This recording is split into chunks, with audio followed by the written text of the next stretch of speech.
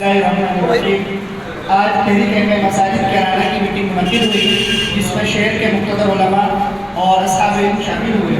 انہوں نے ان چیزوں پر متفقہ طور پر فیصلہ کیا کہ معاشرے میں جن برائیوں کا زیادہ چلن ہے ان میں کن چیزوں پر بائیکاٹ کیا جائے گا نکاح پڑھانے کا، اور کن چیزوں پر ترجیح بات کی جائے گی۔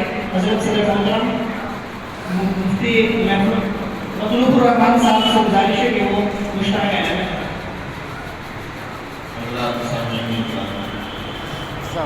اسے بھی چڑھ رہی ہے سفیان اس کے اندر 4 چیزیں خاص طور سے پیش کی گئی ہیں کہ ان 4 چیزوں کے اوپر سختی کے ساتھ پابندی کی جائے۔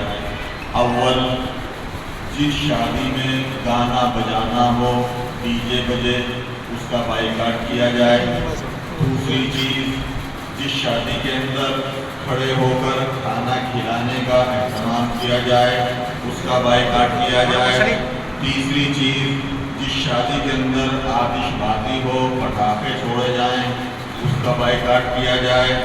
اور چوتھی چیز یہ ہے کہ مرد و زن مخلوط کھانے کا جو انتظام کیا جائے اس سے بائیکاٹ کیا جائے۔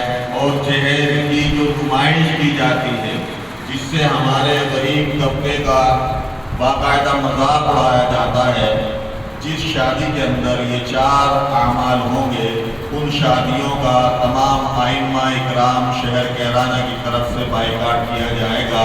یہ تحریک ائمہ مساجد کا اعلان کیا گیا ہے۔